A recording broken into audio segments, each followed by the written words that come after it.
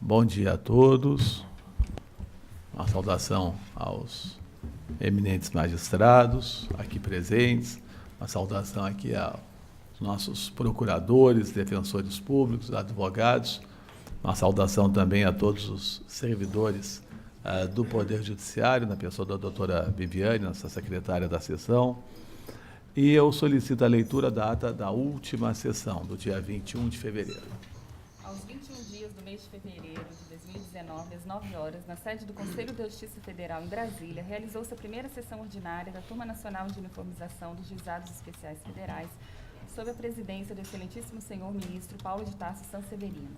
Participaram da sessão de julgamento o Dr. Antônio Carlos Pessoa Lins, subprocurador-geral da República, os excelentíssimos e excelentíssimas senhores e senhoras juízes e juízas federais, Carmen Elisângela Dias Moreira de Rezende, José Francisco Andreotti Spizirri, Guilherme Bolorini Pereira, Sérgio de Abreu Brito, Ronaldo Castro de Esterro e Silva, Bianor Arruda Bezerra Neto, Thaís Vargas Ferracini de Campos Gurgel, Fábio de Souza Silva, Erivaldo Ribeiro dos Santos e Isadora Segala Afanassieff.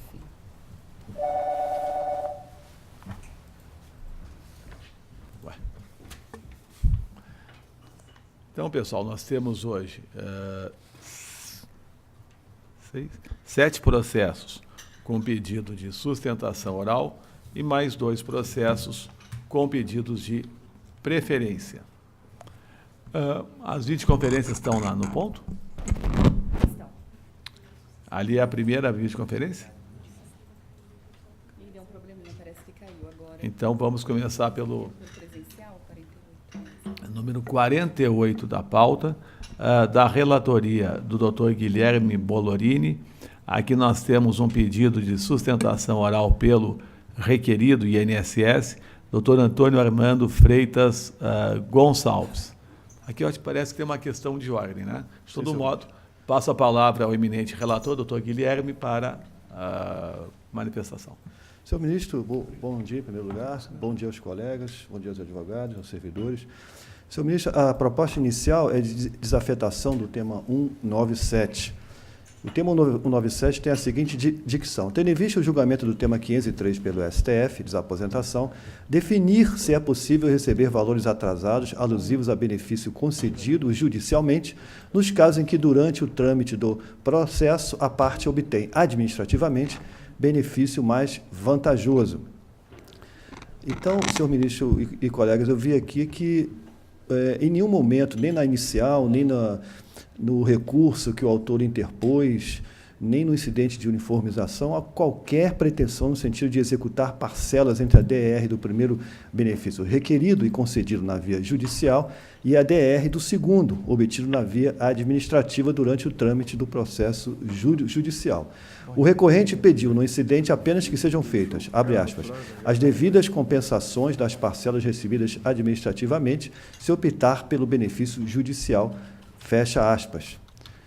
Então, por esse motivo, senhor ministro, e lendo com calma as peças, né, de recurso, principalmente de incidente de uniformização, eu tenho o voto inicial de desafetar o tema, sem prejuízo de julgar o caso concreto. E eu passo, então, a apreciação do colegiado, que o colegiado entende. Acho que antes da sustentação oral, vamos colocar em votação.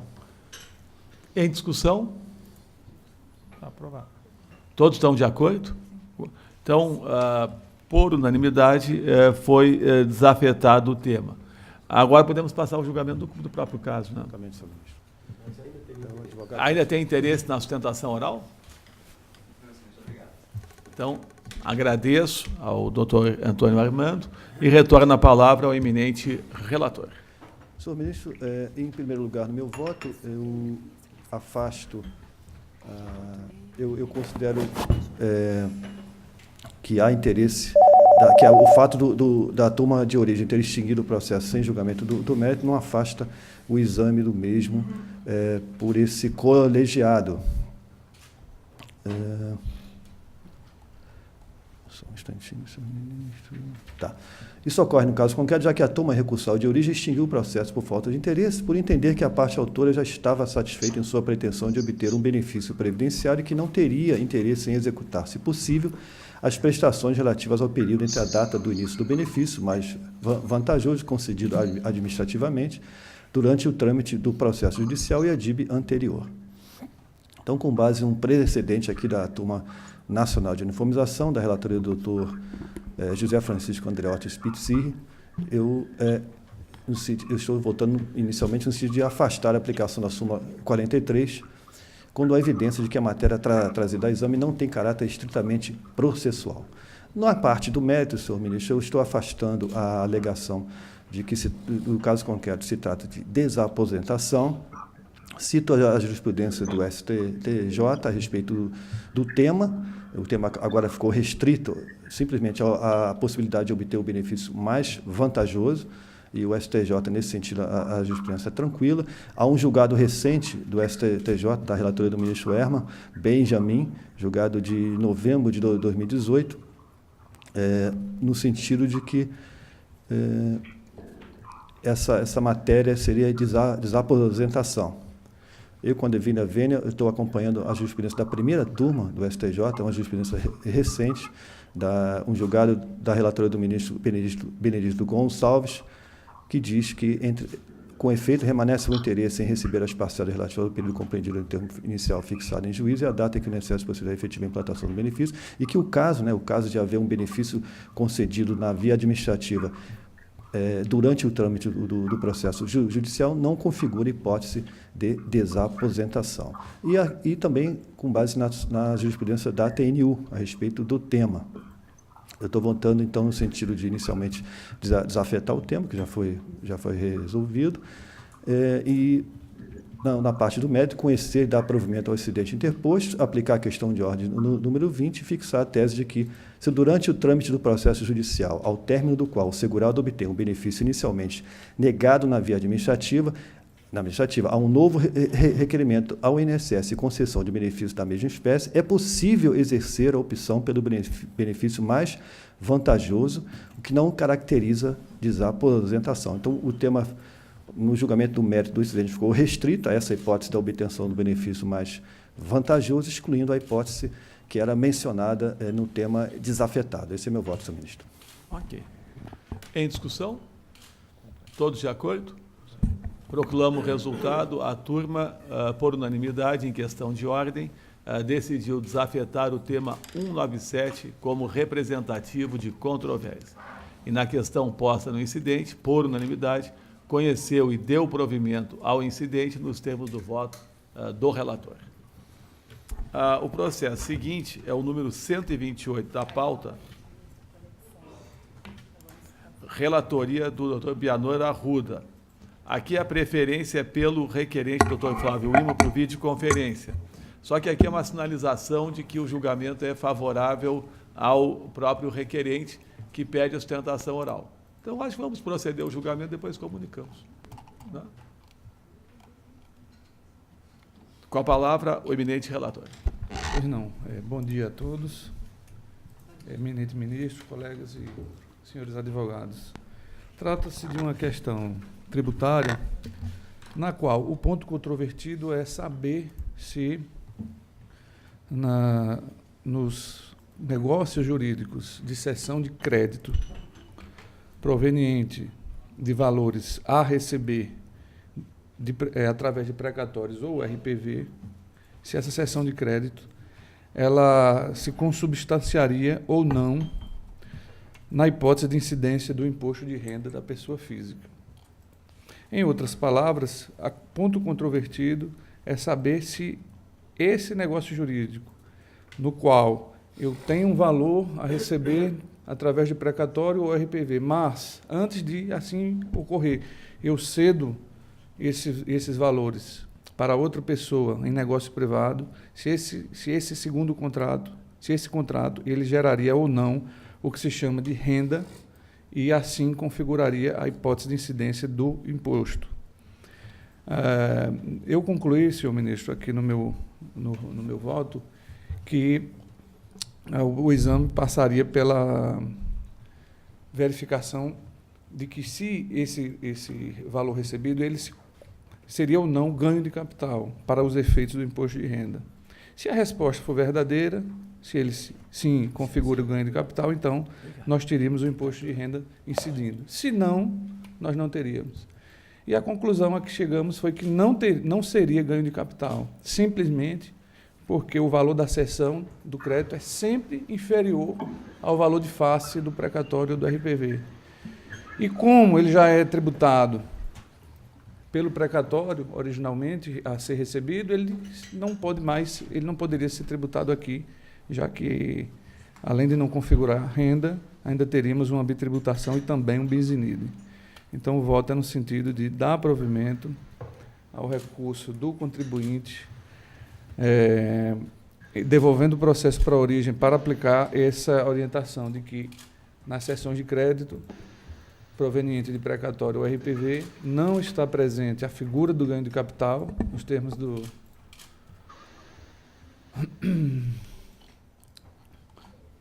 artigo 21 da Lei 8981, e que, consequentemente, não há que se falar em tributação do imposto de renda da pessoa física. Esse aqui é o voto. Ótimo. Em discussão? Todos de acordo? Doutor Flávio? Está ouvindo? Alô, doutor Flávio? Alô, estão ouvindo a gente? Doutor Flávio? Doutor Flávio, está ouvindo? Bom, vou proclamar o resultado. A turma, por unanimidade, decidiu conhecer e dar provimento ao incidente de uniformização nos termos do voto do relator. Alô? Doutor Flávio? Bom dia. Bom dia. Caiu o sistema, mas nós demos prosseguimento ao julgamento, porque a sinalização era de que o voto do relator era favorável à sua tese. Então, nós já procedemos ao julgamento e a turma, por unanimidade, deu provimento ao seu recurso, ao seu pedido. Muito obrigado. Nós vamos consignar a sua presença para a sustentação oral. Eu agradeço, ministro, agradeço a atenção dos senhores. Grande abraço, bom dia. Na sequência, temos mais 2 com videoconferência. Está tudo ok? Posso pedir? Então, chamo a julgamento número 136 da pauta, relatoria da doutora Thaís Gurgel. Preferência pelo requerente, doutor Danilo Garcia, videoconferência de São Paulo. Doutora Thaís, tem a palavra. Bom dia a todos. Consulto, senhor presidente, se é possível a dispensa do relatório. O advogado está de acordo? Será que está nos ouvindo? Silêncio eloquente, está dispensado. Doutor Danilo tem a palavra para sustentação oral pelo prazo regimental. Excelência, o doutor Danilo ainda não compareceu aqui na turma recursal de São Paulo. Então, vamos dar prosseguimento ao julgamento. Ela não está no horário? Doutora Thaís, tem a palavra. Muito obrigada. No presente caso, o que buscava a parte autora era que fosse considerado especial um tempo em que ele esteve sujeito a ruído de 85 decibéis. E ele trouxe como paradigmas do STJ, um deles, um paradigma antigo, que era da época em que ainda se admitia a retroação desses 85 decibéis para período anterior a 2013, então entendi que aqui há overruling, então não é possível conhecimento em razão deste fato. E o segundo argumento dele era que 85 decibéis seriam suficientes, e aí, nesse sentido, aqui a jurisprudência, tanto do STJ quanto a nossa jurisprudência aqui da TNU, é no sentido de que é necessário que a exposição ao ruído seja superior a 85 decibéis. Então, nesse sentido, eu estou, então, não conhecendo do pedido de uniformização, com base nas questões de ordem 13 e 24 desta TNU. Ok. Em discussão? Todos de acordo?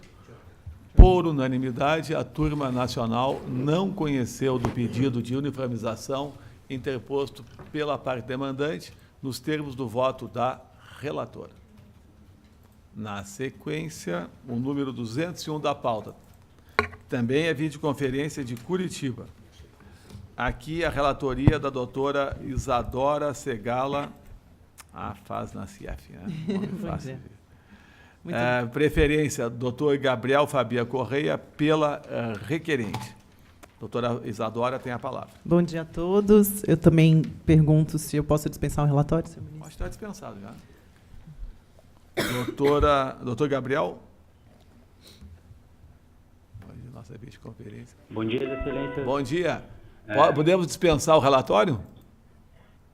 Pode sim. Então, o senhor tem a palavra para a sustentação oral. Obrigado. A insurgência aqui, nesse caso concreto, é a respeito do reconhecimento de atividade rural. O acórdão fixou a tese de que, como o marido da autora segurada, hora recorrente, passou a exercer atividade urbana, teria ocorrido uma quebra na presunção de continuidade do labor rurícola da autora. E o acórdão ainda assenta a tese de que não teria como verificar se esse trabalho seria ou não indispensável para a manutenção do grupo familiar. Excelências, tanto a sentença quanto o acórdão reconheceram o exercício de atividade campesina da autora, hora recorrente. Por 2 anos e 4 meses, a sentença e o acórdão deixaram de reconhecer o direito dessa segurada. 2 anos e 4 meses. A DER que nós estamos falando aqui é uma DER de 2008. Esse processo está aguardando desde então uma resolução. Com a devida vênia ao acórdão e à sentença, acreditamos que ela faz sim jus a ter reconhecido e averbado esse tempo rural no período de 26 de março de 80 a 23 de nove de 82. Vejam, excelências, se esse período de atividade campesina for reconhecido, ela vai acrescentar 2 anos, 5 meses e 27 dias, que é exatamente o tempo que ela precisa para ter reconhecido o direito à aposentadoria por tempo de contribuição. Inicialmente, cumpre destacarmos aqui que não se pretende reaver nenhum aspecto de matéria probatória. Veja, excelências, houve o reconhecimento anterior de todo o tempo rural requerido. Houve início de prova material, foi devidamente corroborado por prova testemunhal, que foi uníssona em afirmar que ela, quando o marido deixou o campo e foi trabalhar na zona urbana, ela permaneceu sustentando a família com o trabalho rural. Ou seja, o acórdão fixou-se na tese de que teria acabado o início de prova material e ignorou que existia todo um aspecto probatório anterior. Então, não se pretende aqui pedir o reexame de prova ou análise de prova, o que sabemos que encontra óbices perante esta Igreja Turma Nacional de Uniformização. O que se pretende aqui é que seja autorizado o elastecimento da prova, o início de prova material, que já foi corroborado pela prova testemunhal, que novamente foi uníssona em afirmar que ela não deixou o campo. Não existe nenhuma evidência nos autos que possa justificar que ela tenha deixado a lei de campesina. O primeiro vínculo urbano dela é muito tempo posterior, que corrobora com o que as testemunhas disseram, que começou quando ela veio aqui para Curitiba.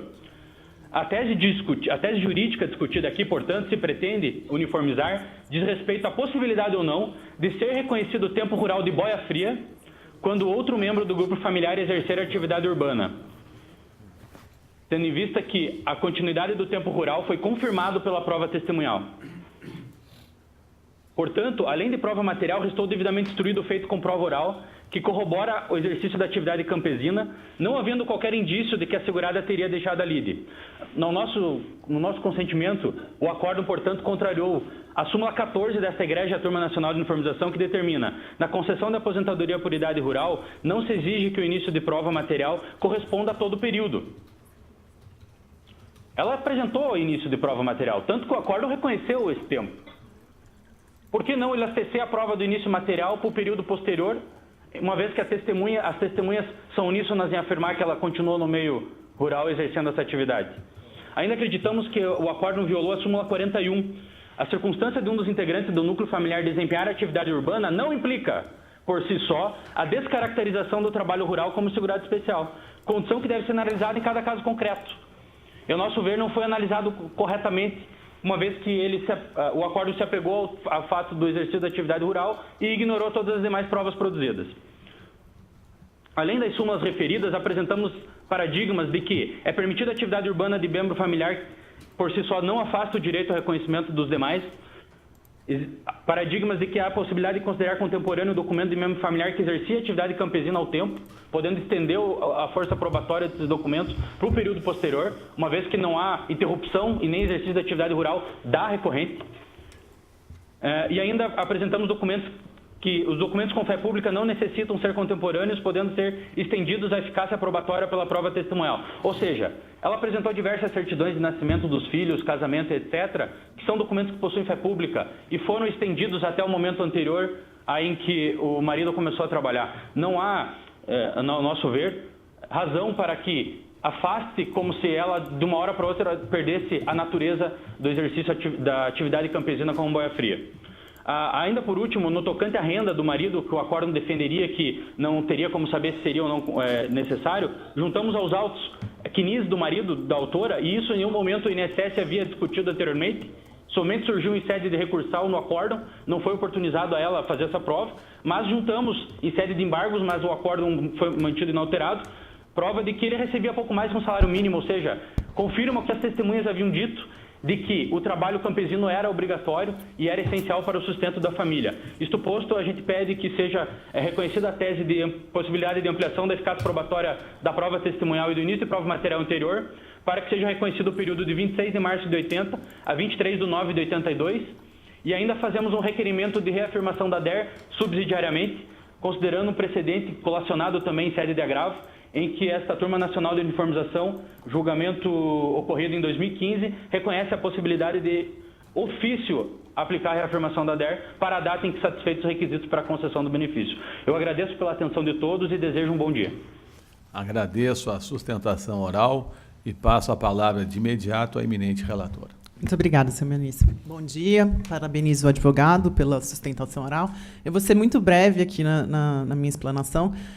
No caso, lendo o acordo impugnado, eu verifiquei que ele estava em harmonia com a jurisprudência do STJ e também desse colegiado, inclusive no tema 532 do STJ, que firmou a seguinte tese: o trabalho urbano de um dos membros do grupo familiar não descaracteriza por si só os demais integrantes como segurados especiais, devendo ser averiguada a dispensabilidade do trabalho rural para a subsistência do grupo familiar, incumbência essa das instâncias ordinárias. Ao contrário do alegado pela parte autora, eu observo que o acórdão não negou o reconhecimento da atividade rural unicamente pelo fato de o marido exercer atividade urbana. Pelo contrário, ele analisou a prova que existia naquele caso concreto e concluiu que a autora não logrou êxito em demonstrar que seu trabalho ainda se mantinha indispensável para a manutenção do grupo familiar, e nem apresentou documentos em seu próprio nome a garantir a sua condição de trabalhadora rural de modo individual.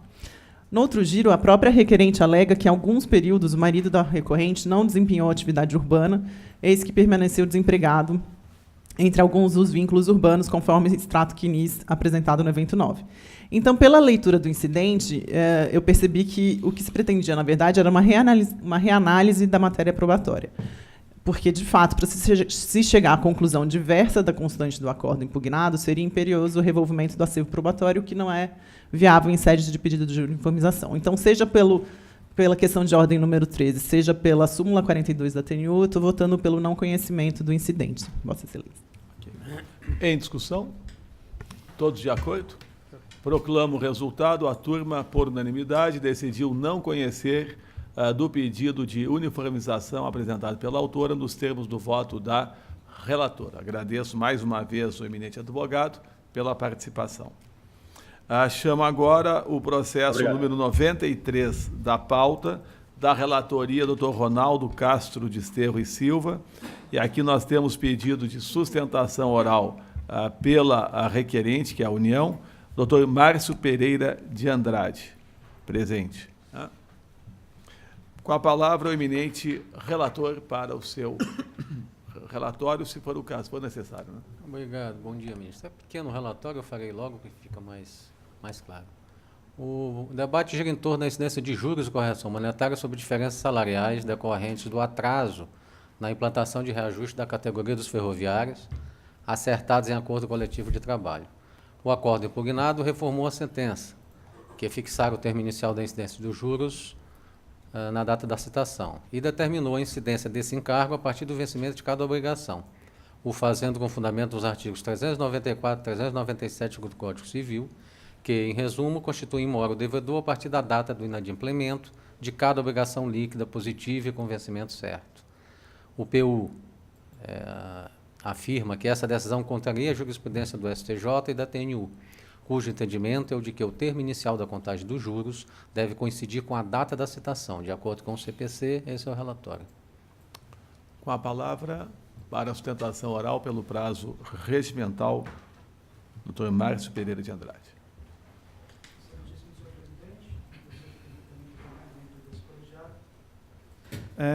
Prometo ser breve nas minhas intervenções. Um agradecimento e uma deferência especial à doutora Isadora, colega de faculdade.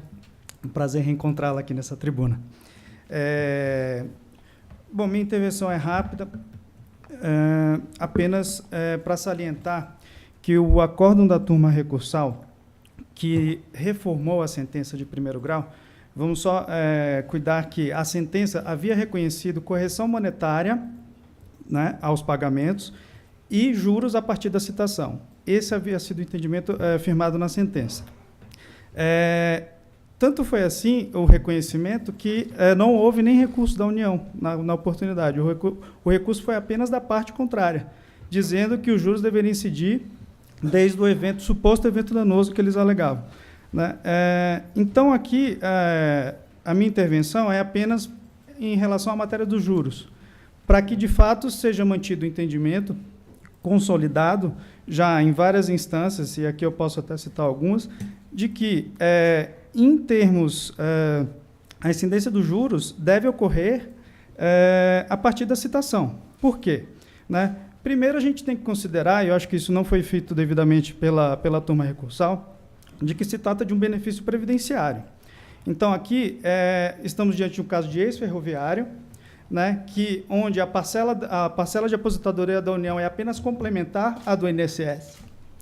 E, sendo complementar do INSS, não desvirtua a sua natureza previdenciária, né? Isso não foi devidamente enfrentado. Inclusive, foram invocados argumentos do Código Civil.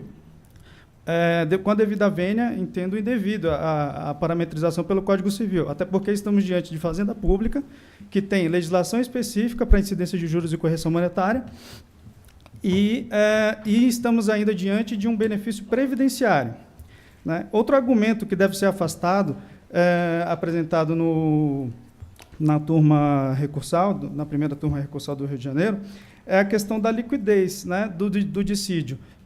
Porque o fato do reajuste ter sido firmado no dissídio coletivo não dá a liquidez que se quer, ou tendo em vista as situações particulares desse caso. Por quê? Porque a complementação da União é em cima do valor do benefício do INSS. Então, tem que ser feito um ajuste, caso a caso, para cada aposentado, porque o valor recebido pelo ex-ferroviário é apenas a complementação. Então, o reajuste concedido para o ferroviário da ativa, ele não é automaticamente incorporado para o ferroviário inativo, porque esse inativo ele tem, na sua composição, uma parcela do INSS e uma parcela de complementação. Então, se o ajuste fosse automático, pelo dissídio, a gente teria uma situação esdrúxula, que, porventura, poderia ocasionar até o inativo estar recebendo mais do que o ativo, né? Então, assim, aquilo tem que ser feito caso a caso, por pessoa, né, por pensionista, por aposentado. Então, com esses argumentos, quero aqui só reafirmar a necessidade de se manter o entendimento, que já é sumulado no STJ, de que as ações relativas a benefícios previdenciários incidem a partir da citação, né, os juros. O repetitivo 611 do STJ, juros moratórios, também vai nesse sentido, com relação à incidência dos juros a partir da citação para a Fazenda Pública. Então, com esses argumentos, encerro a minha sustentação e agradeço a atenção de todos. Agradeço a sustentação oral e retorno a palavra ao eminente relator. Obrigado, senhor ministro. Senhores, a despeito da sustentação oral a vir, mencionada a questão previdenciária, da natureza previdenciária dessa vantagem, ou complementação, né, de aposentadoria do ferroviário aqui em questão, o certo é que a jurisprudência mencionada pelo recorrente como paradigma, ela cuida da contagem inicial, cuida do termo inicial da contagem dos juros em caso de cobrança de diferenças devidas a servidor público. Não há uma jurisprudência específica no sentido, ou pelo menos que mais se assemelhasse à questão da dívida de origem trabalhista, que o fundamento do acórdão impugnado, ele é um fundamento de direito privado, e foi utilizado nos precedentes da TNU e do STJ, casos genéricos de incidência de juros, termo inicial da incidência dos juros em casos de vantagem do servidor público. Não há nenhuma peculiaridade com relação a isso. Então, eu não estou conhecendo do recurso por entender que não existe similitude fático-jurídica entre os acordos confrontados. Esse é como voto. Coloco em discussão. Todos de acordo? Proclamo o resultado. A turma...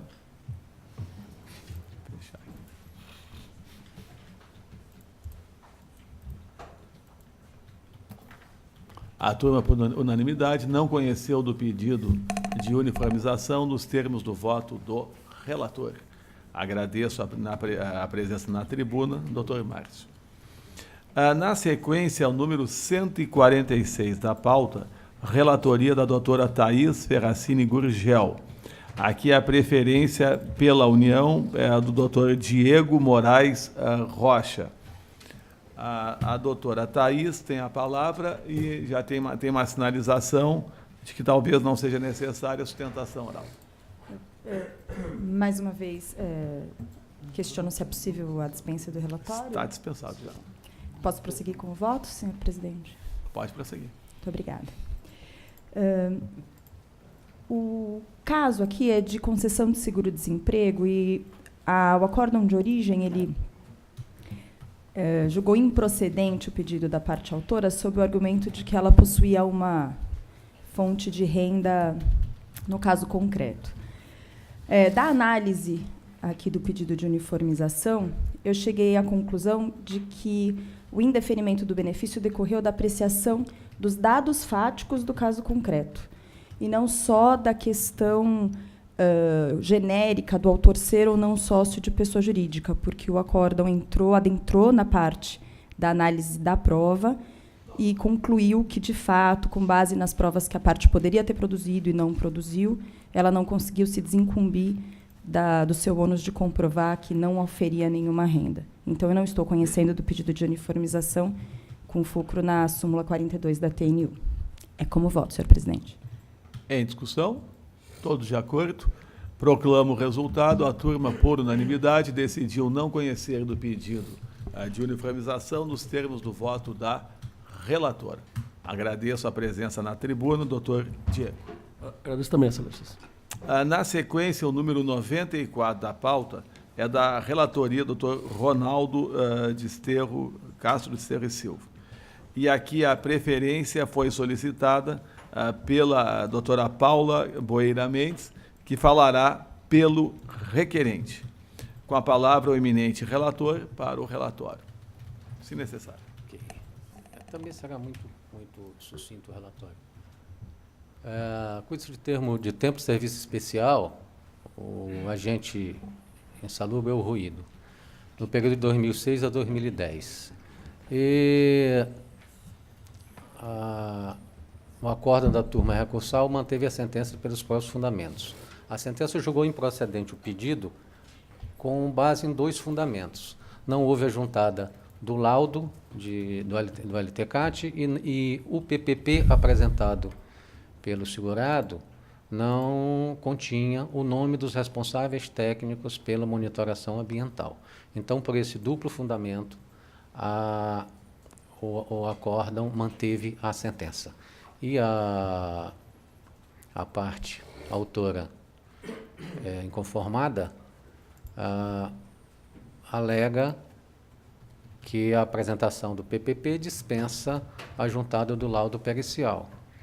Ademais, diz que o laudo pericial e o novo PPP foi juntado em sede recursal, não tendo sido examinada essa prova. E esse é o relatório. Com a palavra, a doutora Paula Cristina Boeira Mendes, que falará pelo requerente, pelo prazo regimental. Bom dia a todos. Eu cumprimento todos os juízes dessa corte, na pessoa do presidente, ministro Paulo de Tarso Sanseverino. Cumprimento também os serventuários da Justiça aqui presentes, em nome da secretária Viviane, todos os colegas advogados e advogadas e membros do Ministério Público e todos os demais presentes. Como adiantou o relator, trata-se de pedido de uniformização, em caso que versa sobre pedido de concessão de aposentadoria especial, com o reconhecimento de atividade especial de diversos períodos, mas hoje estamos discutindo, então, o período de 2006, de 1/12 de 2006 até a DER. Pelo período de 1/9 de 88 a 5/9 de 2011, o requerente ele exerceu a mesma atividade na mesma empresa e sempre exposto ao agente físico ruído superior a 85 decibéis e também a poeira sílica.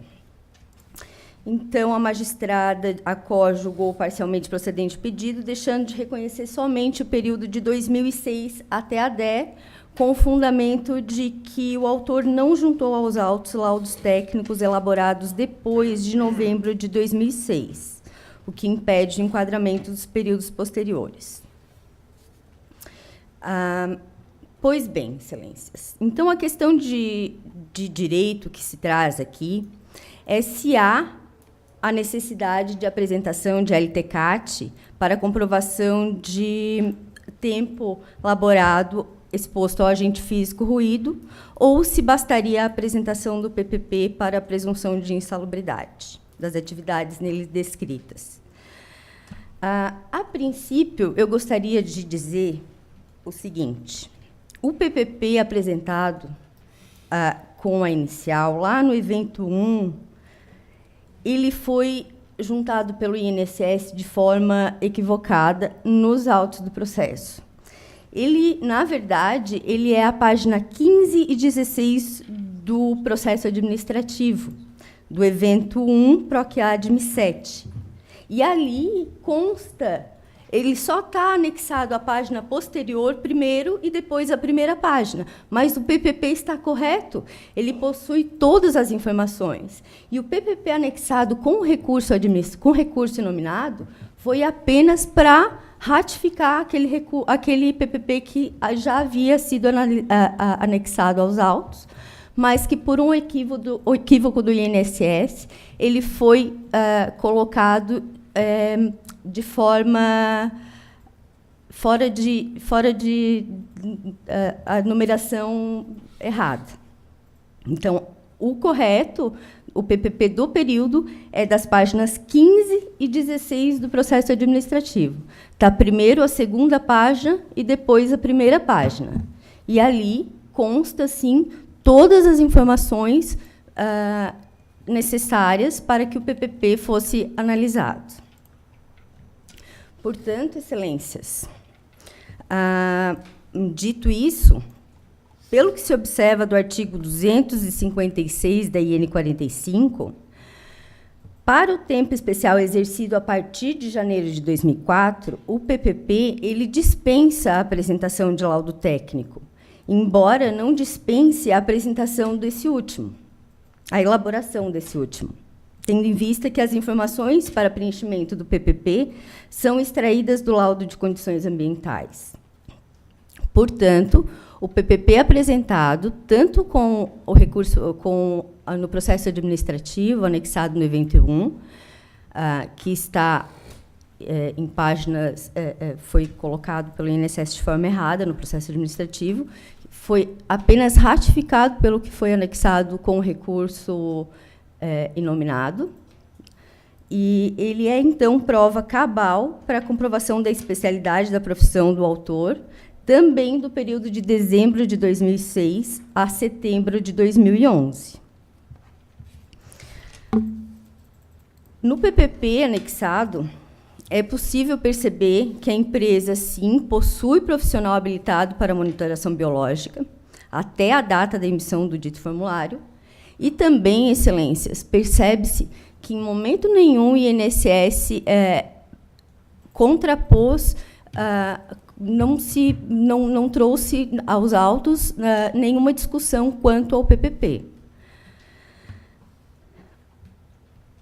Dessa forma, tendo sido juntado aos autos PPP, dando conta de que o recorrente, no exercício de sua atividade, laborava, assim, exposto a ruído sempre superior a 85 decibéis e a poeira sílica, devidamente assinado pelo representante legal da empresa, contendo a indicação do responsável técnico legalmente habilitado, preenchido e fundado em LTCAT, como exige a legislação pertinente, tal documento ele é, sim, suficiente à comprovação do exercício de atividade com sujeição a agente nocivo, dispensando, então, a apresentação do LTCAT.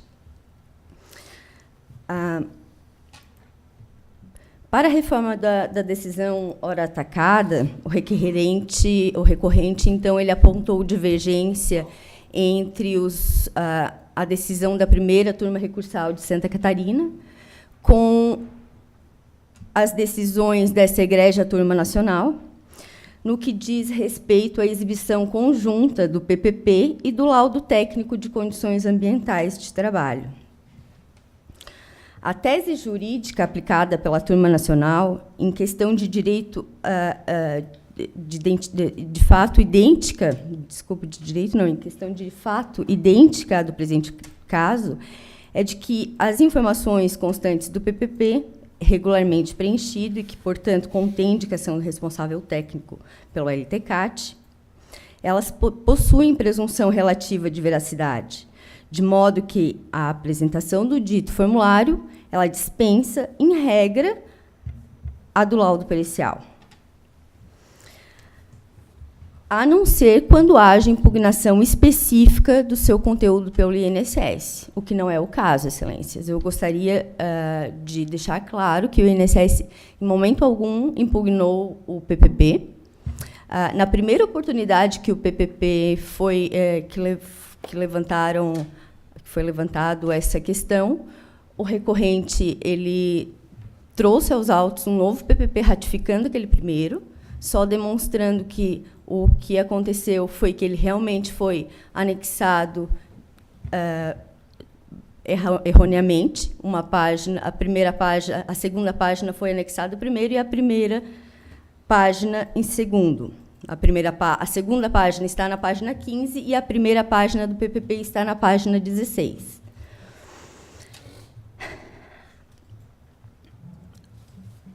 Ainda, excelências, após a apresentação do recurso do incidente de uniformização, o STJ, através do julgamento do processo número 2013/0404-814-0, em fevereiro de 2017, ele também firmou o entendimento de que os pedidos de reconhecimento de atividade especial com base em exposição do trabalhador a ruído nocivo, a apresentação do laudo técnico pode ser dispensada, quando o processo é instruído com PPP, ressalvados os casos em que o INSS suscita dúvida objetiva em relação à congruência entre os dados do PPP e do próprio laudo que embasou. E volto a frisar que esse não foi o caso, o INSS ele não suscitou dúvida objetiva.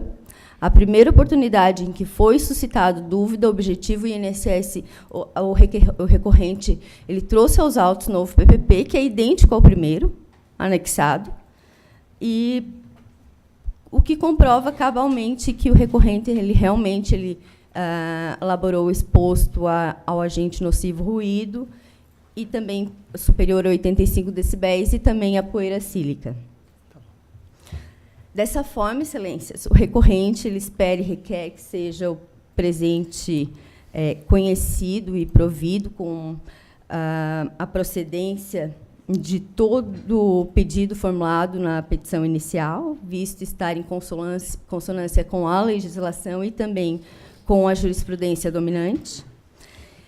Alternativamente, caso essa turma entenda que revolve questão de matéria de fato, então requer que seja o processo devolvido para adequação do julgado, para que seja uniformizado o entendimento de que é dispensada a apresentação de LTCAT, mesmo para o ruído, quando for anexado aos autos PPP devidamente preenchido com base em laudo técnico.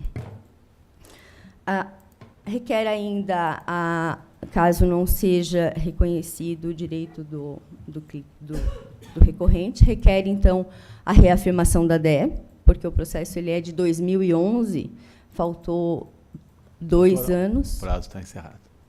Ok. Agradeço a sustentação oral e retorno a palavra ao eminente relator. Obrigado. Senhores, eu inicio aqui pela questão da juntada com o recurso nominado do laudo e do PPP. Nesse ponto, eu não estou conhecendo o recurso por se tratar de matéria processual. Quanto ao mais, eu verifico que a sentença se amparou em 2 fundamentos. Um deles é a falta de juntada do laudo pericial. Essa matéria, inclusive, já pacificada aqui, no sentido de que é desnecessário se não houver dúvida ou não houver impugnação por parte do INSS. Ocorre que esses fundamentos são autônomos e suficientes para embasar a improcedência do pedido.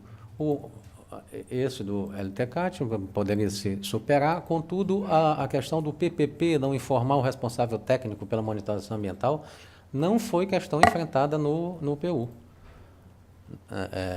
O PU, em um parágrafo, diz que há os responsáveis técnicos, mas não apresenta nenhuma divergência entre julgados de turmas recursais ou contrariedade à jurisprudência da TNU ou do STJ. Então, por isso, eu não estou conhecendo nesse segundo ponto, e como ele é suficiente também para embasar a improcedência do pedido, eu estou aplicando, no caso, o enunciado número 18 da questão de ordem, número 18 da Turma Nacional de Uniformização, para não conhecer do recurso, também nesse ponto.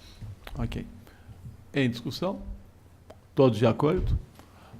Proclamo o resultado. A turma, por unanimidade, não conheceu do pedido de uniformização nos termos do voto do relator. Com licença, Excelência. E quanto à reafirmação da DE? Isso também não foi objeto Não, mas, Eu não estou conhecendo do recurso. Agradeço a doutora Paula. É um objeto do recurso. Bom dia. Na sequência, temos 2 pedidos de preferência. Antes, porém, vamos já considerar julgados os 174 processos em lista em que não há pedido de preferência e não há também pedido de sustentação oral. Aqui a sessão parece tranquila, né? Estão todos quietinhos aqui, mas, na verdade, eles estão trabalhando aqui todos os 10 magistrados, junto do doutor Zandoná, desde segunda-feira. Então, na verdade, já teve muito debate, muita discussão na preparação desses 174 processos, mais esses processos em que houve pedido de sustentação oral e pedido de preferência. Então, ficam aprovados os processos em lista e, dando prosseguimento, então, temos 2 processos com pedido de preferência.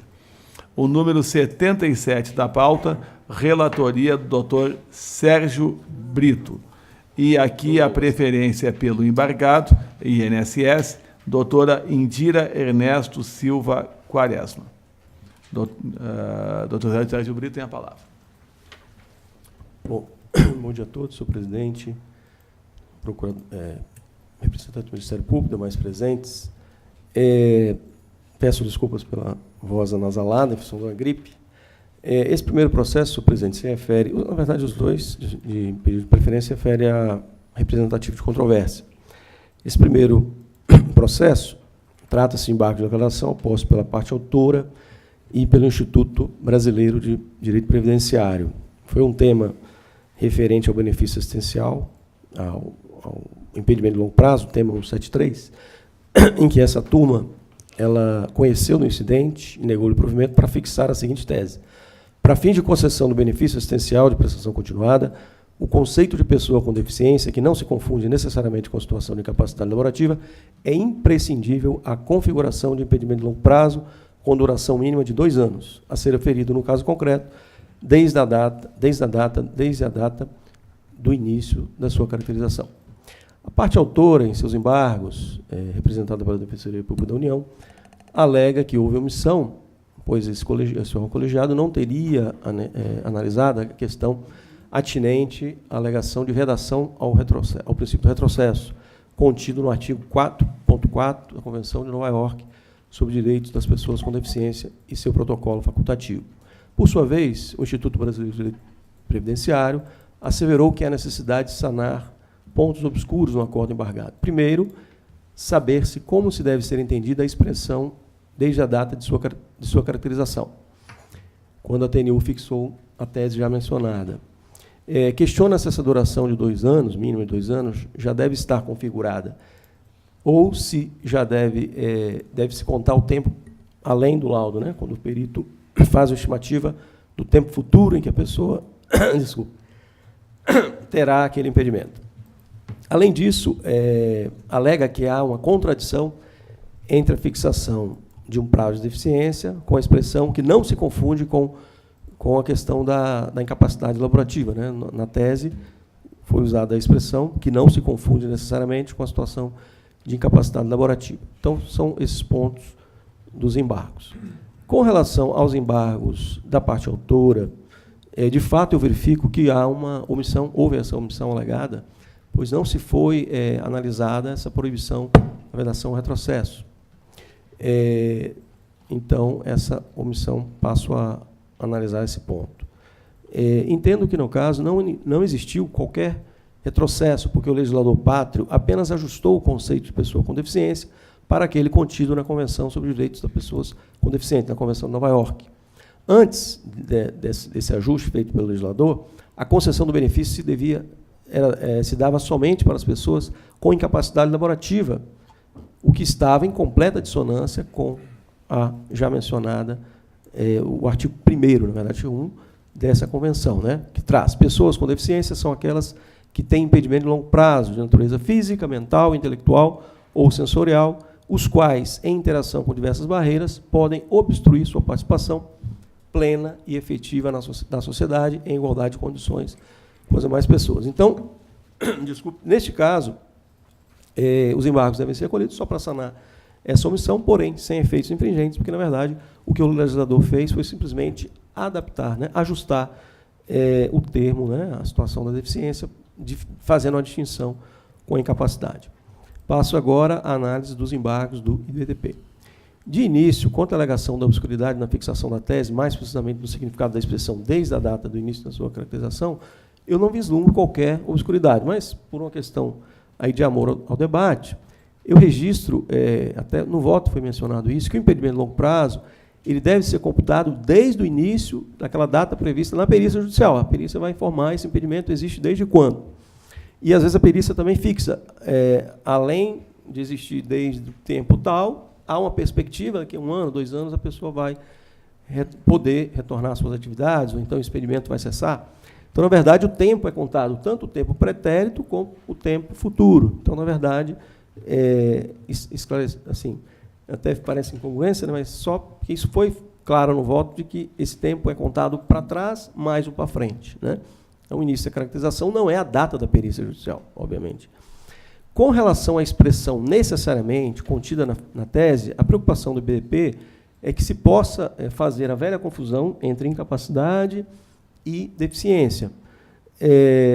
Esse termo, na verdade, não se confunde necessariamente, porque em algumas situações a pessoa tem as duas circunstâncias, né? Vamos pensar, uma pessoa teve um acidente de moto, vai ficar 2 anos ali parada, essa pessoa está incapacitada do ponto de vista laborativo e também está no conceito de deficiência da norma. Então, às vezes, as duas situações se confundem. Há uma zona de interseção, né? Não estou dizendo aqui que uma coisa é igual à outra. Elas podem, em alguma situação concreta, as duas situações serem coincidentes. Ou seja, a pessoa pode, ao mesmo tempo, estar com a situação de deficiência e de incapacidade laborativa. Então, nesse ponto, eu não vejo, até no voto, no item 13 do voto do embargo, do acordo embargado, isso foi claramente mencionado, de que as situações são diferentes, mas há uma zona de interseção. Por isso que o termo necessariamente foi nesse sentido, para não que houvesse a confusão. Mas acabou gerando essa confusão, aí, mas só fazendo essa observação de que o voto já esclareceu isso. Então, já passando para a finalização, ante o exposto, voto por acolher os embargos de atração da parte autora, sem efeitos infringentes, somente para suprir a omissão já mencionada, e rejeitar os embargos opostos pelo IBDP. É como voto, senhor presidente. Ok. Em discussão? Senhor presidente, eu precisaria de um pouco mais de tempo para apreciar a questão, então eu estou pedindo vista antecipada do processo. Não tem problema nenhum. Então, vamos lá. Então, após o voto do relator, acolhendo os embargos declaratórios da parte autora sem efeitos infringentes e rejeitando os embargos opostos pelo IBDP, pediu vista antecipada o doutor Fábio de Souza Silva. Os demais aguardam. O último processo de hoje, por coincidência, é o número 1 da pauta, né? Também da relatoria do doutor Sérgio Brito, e aqui a preferência pelo embargado INSS, doutor Rafael Dantas. O relator tem a palavra. Bom, esse processo de uma grande relevância, também representativo de controvérsia sobre o agente ruído. Até mencionei que o primeiro ficou por último, né? Os últimos serão os primeiros. Nesse caso foi o contrário, o primeiro ficou por último, é o número 1 da pauta. Esse processo, senhor presidente, são 3 embargos de declaração. Na verdade, é um tema muito de uma alta relevância, né? O agente ruído. A turma nacional, fixou a seguinte tese, nesse caso. Na verdade, foram fixadas 2 teses. A partir de 1º de janeiro de 2004, é obrigatória a utilização da NHO 01 da Fundacentro como metodologia de aferição do agente ruído no ambiente de trabalho, devendo tal TEC ser informada no PPP com a respectiva indicação do nível de exposição normalizado, NEM. Em caso de omissão, no período supracitado, na indicação da metodologia empregada para aferição do agente ruído, no PPP, este documento não deve ser admitido como prova da especialidade do trabalho para o agente nocivo em apreço, devendo, então, ser apresentado o respectivo laudo técnico, para fins de demonstrar a técnica utilizada na respectiva medição. Bom, como disse, são 3 embargos. Há embargos aqui opostos pela Confederação Brasileira dos Aposentados, Pensionistas e Idosos, há embargos apresentados pelo IBDP e há também embargos da parte autora. Eu vou fazer um resumo, porque realmente o voto é um pouco longo. Basicamente, senhor presidente, o que se discute, demais colegas, o que se discute aqui é se houve omissão, né, por essa turma nacional, em análise de alguns pontos mencionados. Há menção aí a questão da isonomia, que não foi analisada a questão da isonomia, porque alega-se que o Conselho de Recursos da Seguridade Social, né, um órgão administrativo que não é integrante do INSS, ele teria aceito tanto a metodologia da NR15, né, e também a metodologia da NHO01, como metodologias para medição, né, aferição do agente em apreço, do agente ruído. Há menção também de que a norma da NR15 seria mais favorável ao segurado do que a norma da NHO01. Há menção também que a turma nacional teria se baseado em lei revogada, porque, na verdade, até essa questão já vou logo de plano afastar, porque, na verdade, o fundamento foi o decreto, né? O decreto que previu a utilização da NHO01 como metodologia de aferição desse agente. Então, essa questão da análise de uma lei revogada já foi até enfrentada no próprio acordo embargado, já foi analisado. Há menção também de que a turma acabou deixando de observar o verdadeiro destinatário da norma previdenciária, que seria o segurado, né, deveria ser analisado do ponto de vista do segurado, e há menção também de que a exigência do laudo ela não deveria partir de quem seria essa incumbência, o ônus de apresentar o laudo em juízo, se caso o PPP houvesse, né, ou essa dúvida, essa omissão. Então, são esses pontos, basicamente. Fiz um resumo aqui em relação aos três embargos, né, porque alguns pontos são comuns, outros não.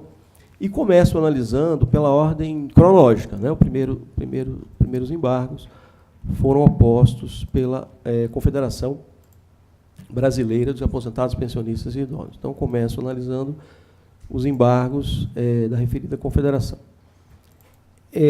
Inicialmente, com relação à alegação do ônus da prova, de quem deveria ser esse ônus, né, da questão da apresentação do laudo, primeiro, o PPP ele é o espelho do laudo. Então, se há PPP, há laudo. Não pode, pela lógica, não pode existir um PPP sem um laudo. Então, assim, eu não vejo, até porque isso não foi enfrentado, não houve um pré-questionamento sobre essa questão de ônus de prova. Né? E uma alegação da Confederação é de que seria jogar o ônus nas costas daquela parte mais frágil da relação jurídica. Eu coloco no voto que isso não foi pré-questionado, mas ainda assim eu vejo que, em princípio, seria assim aquele que tem que trazer os documentos aos autos. Né? Logicamente, que se houver alguma dificuldade, algum obstáculo da empresa, a empresa fechou, há vários instrumentos, inclusive a ajuização de uma ação para ir atrás desses documentos, né? Ou uma perícia indireta a ser realizada nos autos. Então, na verdade, há uma série de instrumentos que podem ser realizados, podem ser utilizados, né, aí, pelo segurado. Então, primeiro eu digo que não houve esse pré-questionamento e, ainda assim, entendo que, em princípio, seria do segurado, sim, essa questão. Dentro dessa lógica da possibilidade dele buscar instrumentos jurídicos, judiciais, para obter essa prova. Ele não está desprotegido do ponto de vista de o ordenamento lhe permitir fazer essa prova. O fato do INSS possuir poder de polícia para fiscalizar os empreendedores não pode levar à conclusão automática de que sempre a prova deveria ser feita pelo INSS. Então, nesse sentido, eu coloco que não há omissão, que, na verdade, eu só fiz esse esclarecimento.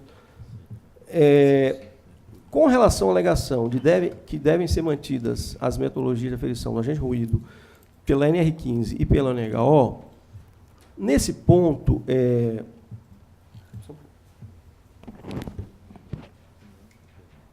a gripe me pegou de jeito esses dias. Com relação a esse ponto, inicialmente, em relação do Conselho, veja, a decisão do Conselho de Recursos do Seguro Social não tem nenhuma vinculação, né, ao Judiciário. Tem essa questão. Agora, há um ponto nessa afirmação, quando diz, né, possível da isonomia, então estou afastando essa questão, porque não haveria aí que se falar em vinculação, mas há um ponto aqui que eu entendo que houve uma omissão, sim, no acordo impugnado. Em qual sentido? Não houve uma comparação, o acordo não fez o voto, não houve uma comparação entre essas duas metodologias. Né? Então, entendo que ali é uma omissão. Pontualmente, no voto do originário, do Dr. Fábio César, colega que já não faz parte mais desse colegiado, seu mandato já encerrou, ele trouxe essa discussão num item no voto dele. Eu pedi vista desse processo, só que confesso que não examinei essa questão. E entendo que ali, por uma dedução lógica da situação, há uma omissão, sim. Por quê? Se houve uma alegação, se houve um fundamento no voto de que, olha, entendo que a NHO é mais protetiva, então, veja, se é mais protetiva uma, por que não aceitar a outra? Então, essa comparação, né, no meu modo de ver, houve omissão nesse ponto, e superada essa análise comparativa, se confirmar que uma é mais benéfica que a outra, poderíamos aceitar as duas. Né? Então, eu entendo que há omissão nessas duas questões. E aí, eu vou também pedir vênia, até para não estender demais, aí eu parti para uma análise técnica das normas. Né? Aí menciono no meu voto as normas, a NHO, qual o critério que ela utiliza, qual o critério que a NR15 utiliza para medição, tanto para medição quanto em relação aos limites. Só para resumir, A NHO 01, ela usa uma dobra 3. O que é isso? O padrão é 85 decibéis para 8 horas, padrão limite. À medida que o sujeito diminui essa jornada de trabalho pela metade, por exemplo, de 8 horas, passa para 4, a NHO ela exige 85 decibéis, ela reduz em 5. Já a norma da NR15, ela faz uma redução, ela faz um aumento de 5, desculpa, no ruído passa a ser exigido um ruído maior. Então, por exemplo, o 85 na NR15, para 4 horas de exposição, ele vai para 90. E da NHO, nós vamos aí para uma carga horária reduzida pela metade, vamos para 88. Então, há uma comparação no meu voto em relação aos limites. E faço até um gráfico, usei aqui o meu lado de engenheiro, formei em engenharia, fiz um gráfico, há um gráfico no laudo, no processo, no voto, fazendo essa comparação, e realmente se chega à conclusão de que a NHO 01 é mais benéfica ao segurado do que a NR15. Então, matematicamente, digamos, tecnicamente, demonstra essa questão. Em relação à metodologia, que é outra questão que se discute, mas a metodologia da NHO 01 ela é uma metodologia diferente da medição do ruído em relação à NR15. Bom, nesse ponto, eu analisei da seguinte forma. Para a medição, a NHO 01, ela utiliza mais de uma técnica de medição. Tanto essa medição do ruído pode ser feita com um equipamento acoplado ao próprio segurado, né, normalmente junto ao ouvido do segurado, como pode ser um equipamento portado pelo avaliador, né, pelo engenheiro de segurança do trabalho, ali ele portando o equipamento, logicamente que precisa nem de ser técnico para imaginar que aquela que realmente faz uma mensuração mais correta é aquela que está lá próximo ao ouvido do segurado. Então, a NHO ela utiliza tanto aquela próxima como aquela portada pelo avaliador. E a da NR15, ela é mais restritiva, ela só utiliza aquela próxima ao ouvido do...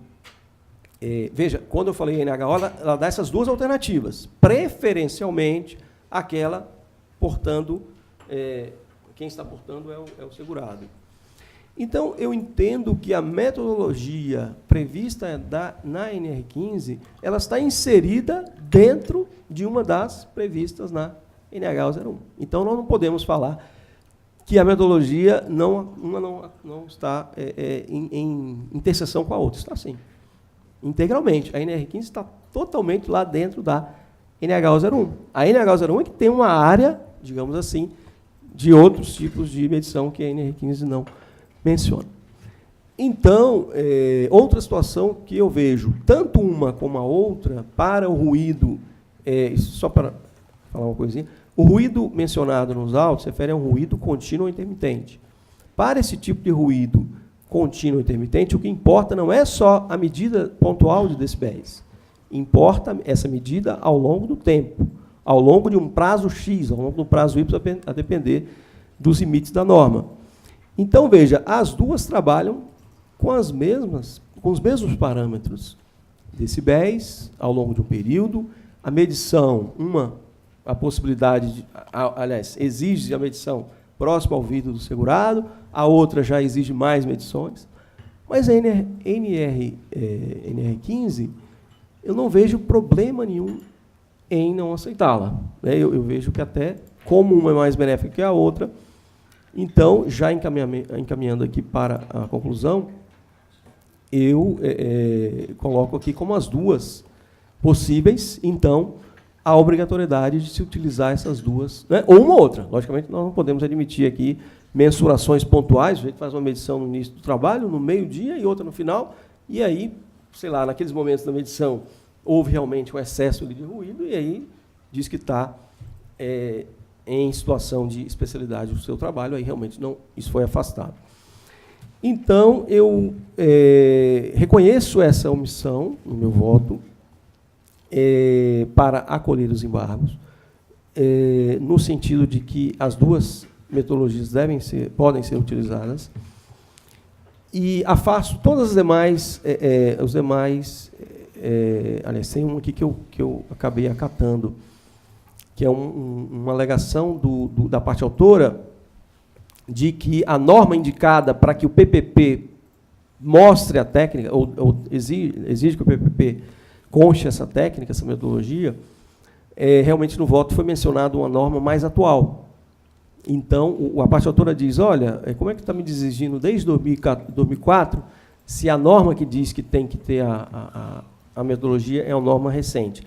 Só que eu fiz uma análise histórica e essa exigência já existe há muito tempo, desde 2004, na verdade. Então, estou também afastando acolhendo para analisar essa omissão.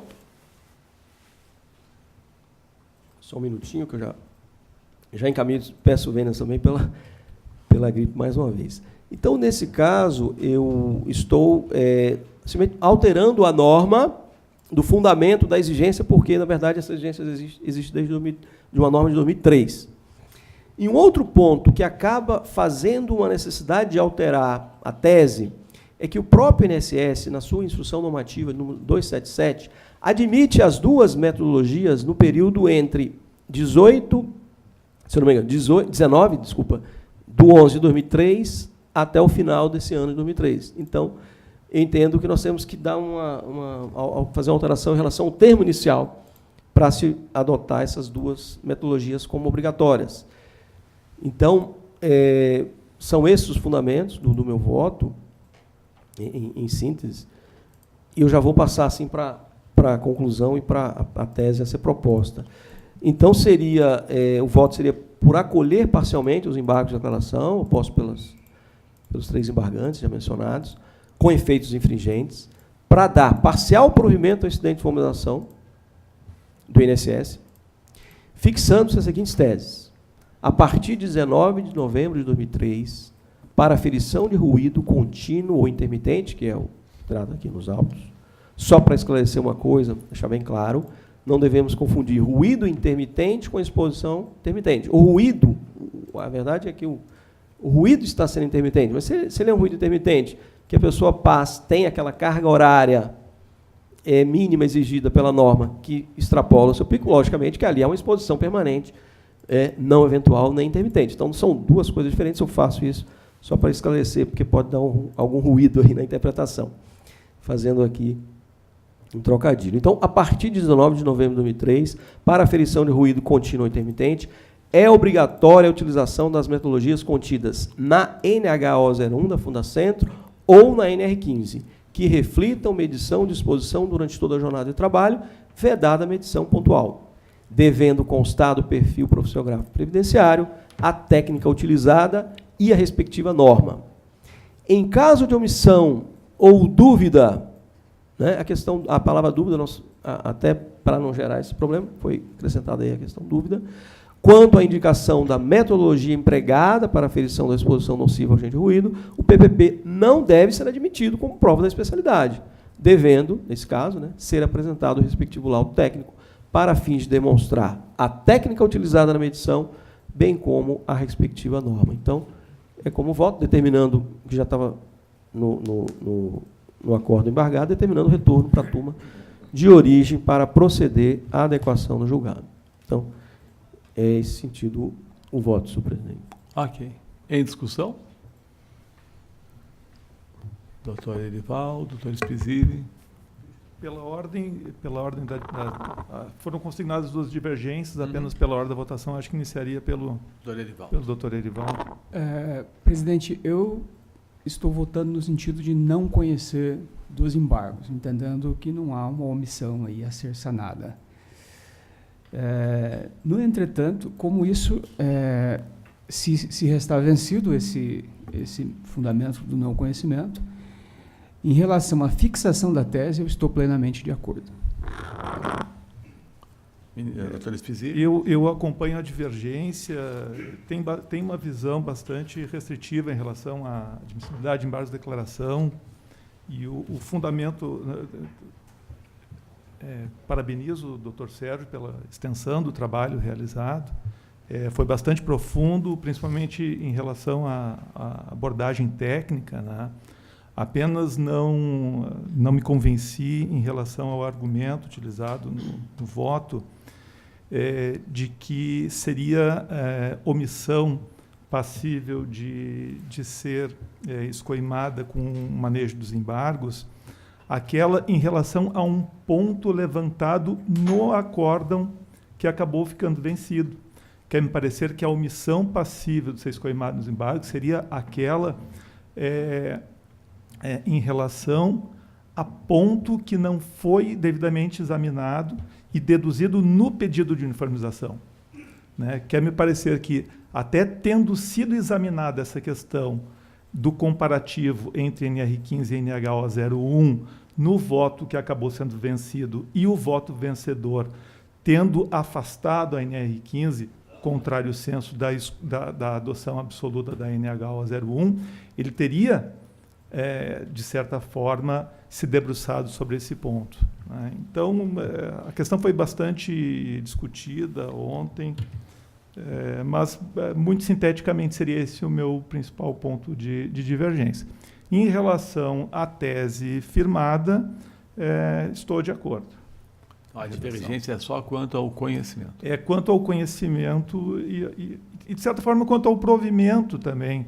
Porque, ainda que reconhecida a omissão, o meu encaminhamento de votação, que me parecia que o doutor Erivaldo também assim se manifestou nesse mesmo no sentido, dia de ontem, no mesmo sentido da utilização exclusiva realmente da NHO01. Por quê? Porque a NHO01, quando ela fala da apuração da média de ruído, ela tem uma unidade, que é a NEM, nível de exposição normalizado, que, associada ao número de decibéis que é constatado na atividade, já me dá automaticamente segurança de que a medida foi realizada para a projeção dessa exposição para uma jornada de 8 horas. Tá? E a NR15 não tem. Ainda que a NR15, que no texto da NR15 nós consigamos fazer uma medição ponderada também, que reflita a média de ruído para uma jornada de 8 horas, não existe essa unidade. E quer me parecer que o decreto, ao utilizar a NHO01 e não a NR15, também quis privilegiar isso, a segurança na interpretação do dado informado. E considerando, então, que o decreto, neste ponto, não desgarrou dos limites da legalidade, acredito que estaria adequada à exigência exclusiva da NHO01. Né? Então, por isso que votaria, pelo primeiro lugar, por não reconhecer a omissão, e, havendo omissão, eu solucionaria a omissão no sentido da utilização exclusiva da NHO01. Vencido nesses 2 pontos, estou de acordo com a tese. Então, tá. Os demais... Senhor presidente, pois não. Eu não poderia deixar de registrar a virtude no voto do relator, porque é uma matéria que envolve uma quantidade enorme de casos, de processos, e me parece que o trabalho e esforço dessa Turma Nacional de Uniformização, e especialmente do Dr. Sérgio, para esclarecer o tema, foi realmente muito relevante. Avançamos aqui sobre temas extrajurídicos, altamente técnicos, que exigiam um esforço de debate de todo o colegiado. Então, eu gostaria de fazer esse registro e parabenizar o Dr. Sérgio e dizer que me parece evidente a existência de omissão, uma vez que a NR15 ela estaria incluída ali por ser mais rígida dentro dos parâmetros da NHO01, e por isso estou acompanhando integralmente o voto do Dr. Sérgio, mas gostaria de fazer esse registro pelo esforço na elaboração do voto do Dr. Sérgio. Agradeço. Aí, discussão. Posso proclamar o resultado? A turma, por maioria, acolheu parcialmente os embargos de declaração opostos pela Confederação Brasileira de Aposentados, Pensionistas e Idosos, pela parte demandante e pelo IBDP, com efeitos infringentes para dar parcial provimento ao incidente de uniformização do INSS, nos termos do voto relator, vencidos em parte o doutor Erivaldo Ribeiro dos Santos, o doutor José Francisco Spizir. Quanto à fixação das teses firmadas no representativo de controvérsia, a turma, por unanimidade, aprovou a redação que foi lida pelo eminente relator. Não vou lê-la novamente para os senhores. Esse é o resultado do julgamento. Ok? Com isso, julgamos o último processo, né? The last but not the least. Pelo contrário, né? Bem, na verdade, com isso, então, encerramos mais uma sessão de julgamento da Turma Nacional de Uniformização de Jurisprudência. Nossos agradecimentos aqui aos 10 magistrados que vêm de diferentes recantos do Brasil e que passam a semana aqui trabalhando incessantemente para que esse julgamento ocorra. É o momento culminante, na verdade, de todo um processo de julgamento de recursos que vem de todo o Brasil e buscando exatamente a fixação de teses relevantes, como essa que nós julgamos agora neste último processo. Saudação muito especial ao Ministério Público Federal, doutor Antônio Carlos Pessoa Lins, aqui presente. Uma saudação também a todos os servidores do Poder Judiciário, na pessoa da doutora Viviane, aos nossos advogados públicos aqui presentes também. E, com isso, então, declaro encerrada esta sessão e já convoco a próxima, que vai ser no dia 25 de abril, às 9 horas, aqui em Brasília, no Conselho da Justiça Federal. Muito obrigado a todos e boa semana de trabalho. Bom final de semana. Alguma coisa diferente, né? Vai ser aqui.